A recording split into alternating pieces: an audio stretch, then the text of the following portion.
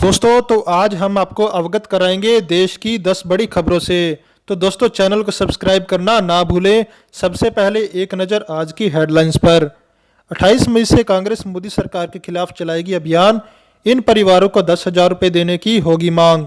शिवसेना ने गवर्नर पर साधा निशाना, कहा क्या इसलिए क्योंकि महाराष्ट्र में संघ समर्थित भाजपा की सरकार नहीं है। प्रियंका गांधी की बस पॉलिटिक्स में यूपी में बदल सकती है पक्ष विपक्ष का सीन। अलका लांबा ने शेयर किया पुराना वीडियो, मोदी योगी को बताया नपुंसक तो उठी गिरफ्तारी की मांग। कोरोना काल में उद्धव ठाकरे का मोदी सरकार पर बड़ा हमला, लगाया ऐसा आरोप। प्रियंका गांधी ने कोविड-19 के आंकड़ों पर योगी सरकार को घेरा, कही यह बात। यूपी में बस पर सियासत जारी, योगी सरकार को अब ऐसे घेरेगी कांग्रेस। गतिरोध के बीच CM Uddhav Thackeray NCP supremo Sharad Pawar की बैठक। संजय राउत बोले सरकार मजबूत, चिंता करने की जरूरत नहीं। सीएए के खिलाफ प्रदर्शन करने वालों की हुई गिरफ्तारी, तो जावेद अख्तर बोले राष्ट्र कोरोना से जूझ रहा है।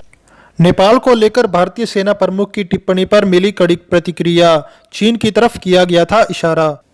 दोस्तों खबरें विस्तार से शुरू करने से पहले अगर आप मानते हैं कि मोदी सरकार कोरोना को रोकने के लिए पूरी तरह से फेल हुई है तो इस वीडियो को लाइक करके अपना समर्थन जरूर दर्ज करें। सबसे पहले जान लेते हैं चीनी बीमारी के आंकड़ों के बारे में। तमाम एहतियात के बीच देश में कोरोना मरीजों की संख्या में तेजी से इजाफा हो रहा है।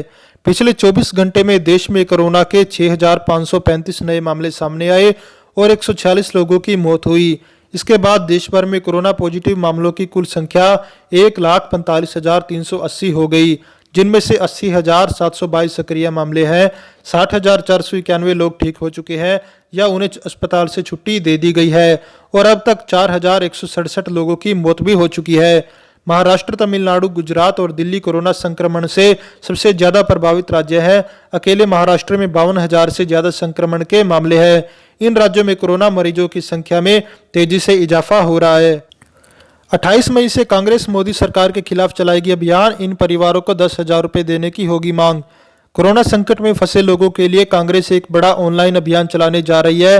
कांग्रेस इनकम टैक्स से बाहर सभी परिवारों को 10,000 रुपये नकद देने की मांग करेगी।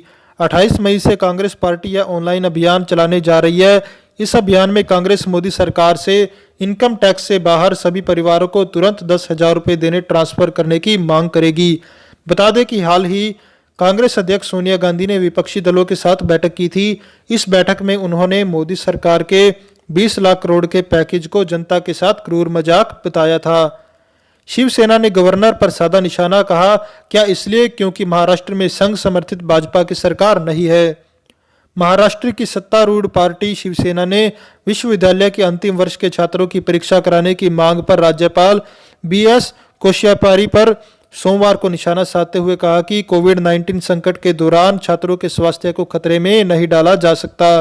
शिवसेना ने अपने मुख्य पत्र सामना में कहा कि जब आरएसएस समर्थित अखिल भारतीय विद्यार्थी परिषद मौजूदा परिस्थिति को देखते हुए गुजरात और गोवा में परीक्षा कराने का विरोध कर चुकी है, तो फिर कोश्यारी की मांग उनमें अलग क्यों है। मराठी दैनिक पत्र ने पूछा क्या इसलिए क्योंकि महाराष्ट्र में आरएसएस समर्थित भाजपा की सरकार नहीं है। कोश्यारी महाराष्ट्र विश्वविद्यालय के कुलपति है। उन्होंने पिछले सप्ताह मुख्यमंत्री उद्धव ठाकरे को पत्र लिखकर छात्रों के हित में बिना विलंब किए राज्य में विश्वविद्यालय के अंतिम वर्ष की परीक्षाएं कराने को कहा था। पत्र में कोश्यारी ने कहा था विश्वविद्यालय द्वारा वार्षिक परीक्षा का आयोजन नहीं करना विश्वविद्यालय अनुदान आयोग के दिशा निर्देशों का उल्लंघन करने के बराबर है। राज्य के उच्च एवं तकनीकी शिक्षा मंत्री उदय सामंत द्वारा अंतिम वर्ष की वार्षिक परीक्षा रद्द करने के लिए यूजीसी को पत्र लिखने पर भी राज्यपाल ने कड़ी आपत्ति जताई थी। प्रियंका गांधी की बस पॉलिटिक्स से यूपी में बदल पक्ष विपक्ष का सीन। 3 दशकों से उत्तर प्रदेश की सत्ता के हाशिए पर चल रही कांग्रेस पार्टी के सूखे को खत्म करने के लिए कांग्रेस महासचिव प्रियंका गांधी यूपी में लगातार सक्रिय है। देश में कोरोना संकट के बाद हुए लॉकडाउन में फंसे मजदूरों की घर वापसी के लिए प्रियंका गांधी के 1,000 बसों के चलाने के प्रस्ताव ने सूबे के सभी विपक्षी नेताओं को पीछे धकेल दिया।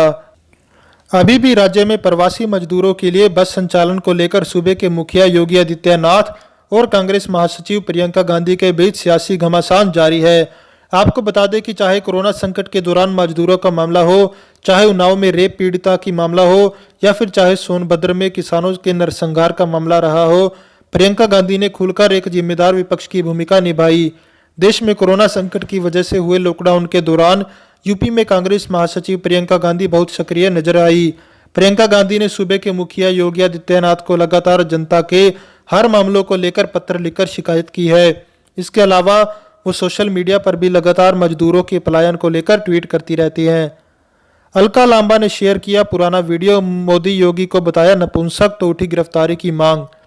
दिल्ली कांग्रेस नेत्री अलका लांबा ने सारी राजनीतिक मर्यादा को ताक पर रखते हुए पीएम नरेंद्र मोदी और यूपी के सीएम योगी आदित्यनाथ को लेकर तल्ख टिप्पणी वाली पुरानी वीडियो को शेयर करके विवाद पैदा कर दिया है, जिसके बाद उनकी गिरफ्तारी की मांग आज सोशल मीडिया पर ट्रेंड करने लगी है। अलका ने अप्रैल 2018 के वीडियो को किया शेयर।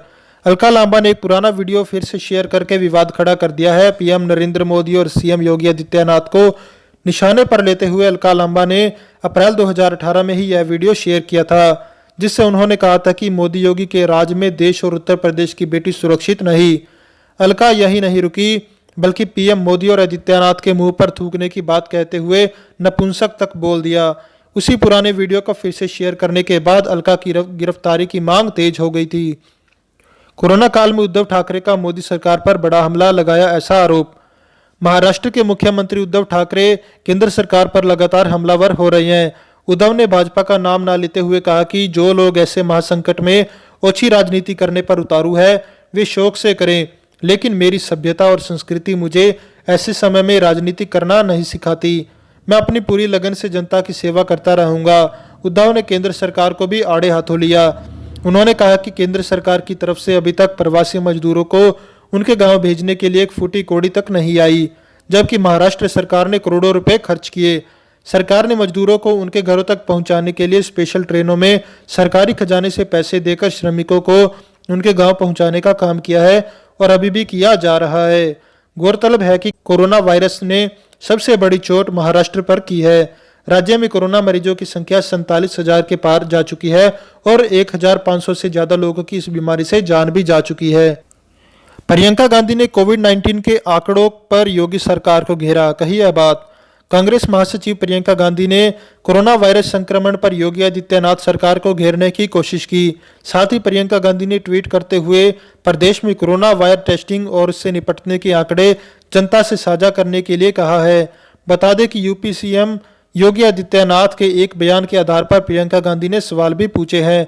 25 लाख यूपी वापस आ चुके हैं। कांग्रेस महासचिव प्रियंका गांधी ने एक के बाद एक ट्वीट किया है। उन्होंने ट्वीट करते हुए लिखा, उत्तर प्रदेश के मुख्यमंत्री का ये बयान सुना।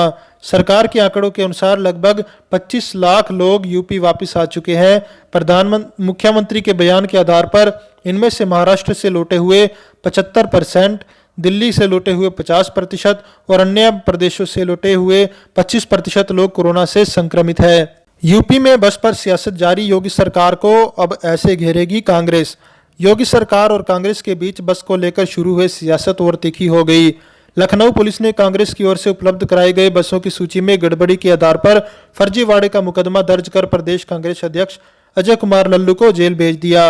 अजय कुमार लल्लू को बुधवार देर रात गिरफ्तार कर मजिस्ट्रेट के सामने पेश किया गया, जहां से उन्हें 14 दिनों की न्यायिक हिरासत में जेल भेज दिया गया। लल्लू को पीजीआई के पास बनी अस्थायी जेल में रखा गया है। इस मामले में कांग्रेस महासचिव प्रियंका गांधी के निजी सचिव संदीप सिंह के खिलाफ भी अलग धाराओं में मुकदमा दर्ज है। हालांकि उनकी गिरफ्तारी अभी तक नहीं हुई है। कांग्रेस कर रही गिरफ्तारी का विरोध। इसी बीच लल्लू की गिरफ्तारी और जेल भेजे जाने की खबर मिलते ही एनएसयूआई के कार्यकर्ताओं ने तेलीबाग इलाके में आधी रात को ही प्रदर्शन किया और नारेबाजी की। वे लल्लू की रिहाई की मांग कर रहे थे। कांग्रेस के प्रदेश महासचिव विश्व विजय सिंह ने आउटलुक को बताया कि प्रदेश सरकार की मजदूर विरोधी छवि का पर्दाफाश हो गया है। गतिरोध के बीच CM Uddhav Thackeray, NCP supremo Sharad Pawar की बैठक। संजय राउत बोले, सरकार मजबूत है, चिंता करने की जरूरत नहीं। कोरोना वायरस संकट और लॉकडाउन को लेकर रणनीति के मुद्दे पर महाराष्ट्र में सत्ताधारी दलों शिवसेना और एनसीपी के बीच गतिरोध की खबरों के मध्य राज्य के मुख्यमंत्री उद्धव ठाकरे और एनसीपी सुप्रीमो शरद पवार ने सोमवार शाम को मुलाकात की। इस मुलाकात के बाद शिवसेना सांसद संजय राउत ने कहा, सरकार मजबूत है। भारत में महाराष्ट्र कोरोना महामारी से सर्वाधिक प्रभावित राज्य है। सीएए के खिलाफ प्रदर्शन करने वालों की हुई गिरफ्तारी तो जावेद अख्तर बोले, राष्ट्र कोरोना से जूझ रहा है। देश भर में कोरोना वायरस से संक्रमित लोगों की संख्या 1,45,000 से ज्यादा हो चुकी है। इसी बीच लॉकडाउन के कारण प्रवासी मजदूरों को भी काफी परेशानियां झेलनी पड़ रही है। इस मामले को लेकर हाल ही में जावेद अख्तर ने ट्वीट किया, जिसमें उन्होंने गृह मंत्रालय पर भी निशाना साधा। अपने ट्वीट में जावेद अख्तर ने लिखा कि जहां देश कोरोना और इससे जुड़ी अन्य समस्याओं से जूझ रहा है, तो वहीं गृह मंत्रालय सीए के खिलाफ प्रदर्शन करने वालों को गिरफ्तार करने में व्यस्त है। जावेद अख्तर का यह ट्वीट खूब सुर्खियां बटोर रहा है। साथ ही फैंस इस पर जमकर कमेंट भी कर रहे हैं। नेपाल को लेकर भारतीय सेना प्रमुख की टिप्पणी पर मिली कड़ी प्रतिक्रिया, चीन की तरफ किया गया था इशारा। ऊंचे पहाड़ों में स्थित लिपुलेख दर्रे को उत्तराखंड में धारचूला से जोड़ने वाली एक प्रमुख सड़क के निर्माण को लेकर भारत और नेपाल के संबंधों में आई गिरावट के बीच नेपाल के रक्षा मंत्री ने सोमवार को भारतीय सेना प्रमुख पर अपने देश का अपमान करने का आरोप लगाया। पिछले हफ्ते भारतीय सेना प्रमुख जनरल मनोज मुकुंद नरवाने ने कहा था कि उत्तराखंड में बनाई गई सड़क का नेपाल द्वारा विरोध ऐसा मालूम होता है जैसे वो किसी के इशारे पर किया जा रहा हो। उनका इशारा स्पष्ट रूप से चीन की तरफ था। दोस्तों, देश विदेश की हर छोटी बड़ी खबर पाने के लिए हमारे चैनल को जरूर सब्सक्राइब करें।